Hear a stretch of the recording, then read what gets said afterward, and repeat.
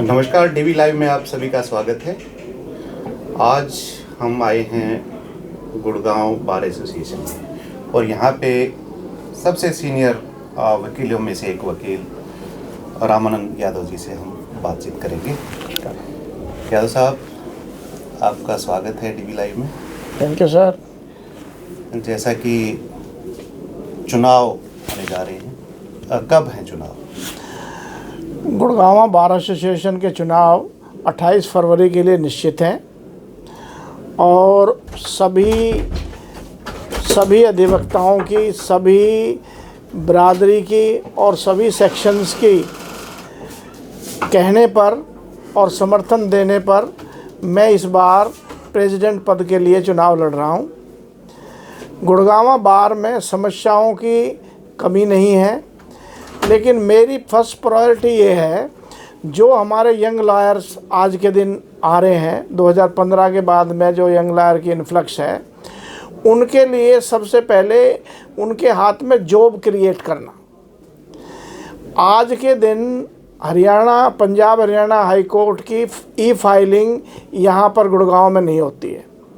अगर वो ई filing counter high court का यहाँ गुड़गांव में खुल जाता है तो हमारे जो यंग लॉयर हैं वो हाई कोर्ट में भी पेश हो सकेंगे, क्योंकि हाई कोर्ट की सारी प्रोसीडिंग वीडियोग्राफी है।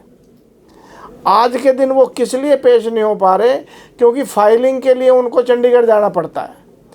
तो मेरी फर्स्ट प्रायोरिटी है, यहाँ ई फाइलिंग काउंटर हाई कोर्ट का खुलेगा और हमारे यहाँ के गुड़गांव के यंग लॉयर हैं, टैलेंटेड लॉयर हैं, वो हाई कोर्ट में पेश होंगे, यहीं से पेश होंगे। फर्स्ट प्रायोरिटी है। टोटल कितने वकील हैं? हमारे यहाँ 9,500 एडवोकेट हैं, जिसमें से करीब 5,500-6 हज़ार एडवोकेट्स ने यहाँ वोटिंग राइट गुड़गांव में रखा हुआ है।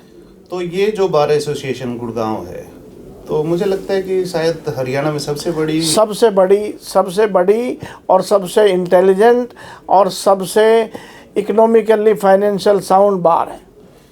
तो देखो, आपने जो एक बड़ा मुद्दा उठाया ई फाइलिंग का, देश भी ई गवर्नेंस की तरफ जा रहा है और मोदी जी का जो विजन है प्रधानमंत्री का, वो ई गवर्नेंस की तरफ है।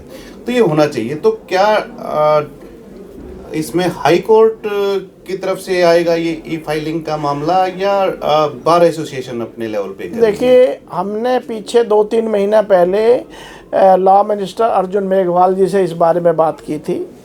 तो उन्होंने ये कहा था कि भाई सेंट्रल गवर्नमेंट ने 8,600 करोड़ रुपए सुप्रीम कोर्ट को इसी काम के लिए दिए हैं और ई फाइलिंग जब उड़ीसा जैसे प्रदेश में हो सकती है हर डिस्ट्रिक्ट में, तो हरियाणा में क्यों नहीं? तो इससे वकील का समय तो बचेगा ही, क्लाइंट का भी पैसा भी बचेगा और समय भी बचेगा।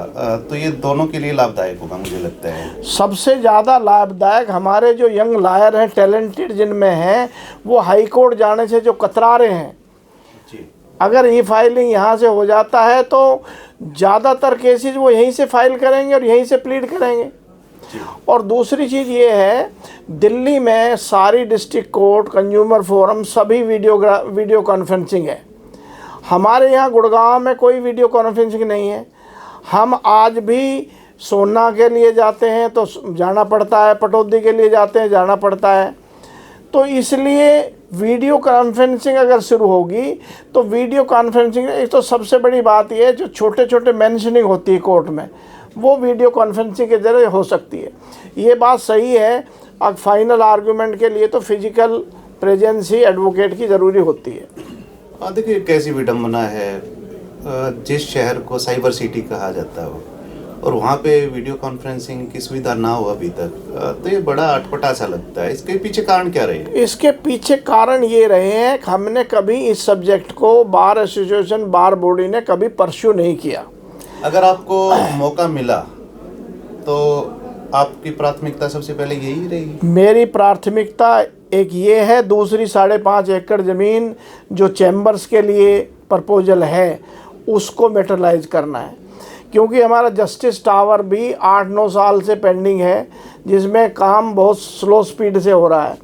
और अगर अब वो स्पीड से 1.5-2 साल में, अगर 1 साल में कंप्लीट भी हो जाता है, तो उसके साथ जो चैम्बर्स हैं हमारे लिए आज के दिन जो 9,500 एडवोकेट्स हैं, 9,500 10,000 लिटिगेंट यहाँ आते हैं, 5,000 सपोर्टिंग स्टाफ आता है, 25,000 आदमी इस कम्प्लेक्स में रोज़ आते हैं।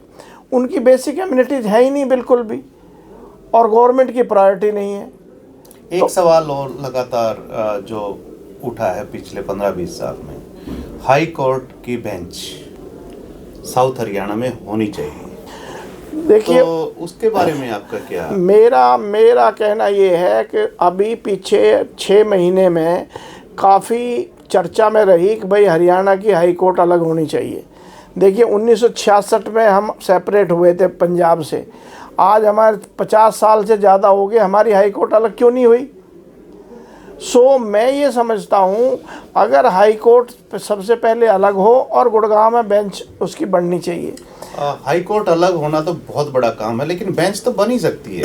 बेंच भी सुप्रीम कोर्ट, असल में सुप्रीम कोर्ट ने पहले सुप्रीम कोर्ट की 4 बेंच के लिए मद्रास, कलकत्ता वगैरह के लिए प्रपोजल था, लेकिन जब से ये वीडियो कॉन्फ्रेंसिंग का काम शुरू हुआ है वो मामला बेंच का बिल्कुल नीचे चला गया। तो इसका मतलब यहाँ भी अटकेगा? यहाँ भी अटकेगा। मैं ये कह सकता हूँ कि हम पुश कर सकते हैं उसको, क्योंकि उसका कारण ये है, अब हाई कोर्ट में ज़्यादातर हरियाणा के जितने मैटर हैं उसमें 60% मैटर तो गुड़गांव और फरीदाबाद से हैं, तो बेंच तो डिज़र्व करता है गुड़गांव। तो रामानंद यादव के पास अगर समस्याएं हैं तो उनके समाधान भी इनके दिमाग में चल रहे हैं। तो हम आशा करते हैं कि आगामी जो इलेक्शन होने वाला है तो उसमें ये अपने जो समाधान है उनको सिरे चढ़ाने में कामयाब होंगे। और हमारे साथ एक पॉइंट मेरा रहता है, आज के दिन जो नए यंग लॉयर हमारे आ रहे हैं उनके लिए सीटिंग और चैम्बर्स की बहुत अति आवश्यकता है। कुर्सी पे बैठने के, क्लाइंट से बात करने के लिए जगह नहीं है। उसमें हमने प्रपोजल जो दिया है 5.5 एकड़ ज़मीन जो लेंगे, उसमें वर्क स्टेशन हम ज़्यादा बनाएंगे, 2-3 मंजिल तक वर्क स्टेशन जाके सबको सिटिंग अरेंजमेंट मिल जाए, और चैम्बर्स उसमें कम बनाएंगे ताकि जो एडवोकेट आ रहा है वो अपने क्लाइंट से पीसफुली इंटरेक्ट कर सके। जी। और हॉल बनाने का विचार है? हॉल नहीं, उसमें जो है ना वर्क स्टेशन जैसे कॉरपोरेट सेक्टर में होता है कैबिन्स में, तो उसमें क्या है ज़्यादा लोगों को अकोमोडेट किया जा सकता है। हाईटेक एक तरह से करेंगे। बिल्कुल, एंड सारी वाईफाई सिस्टम अपडेट होगा।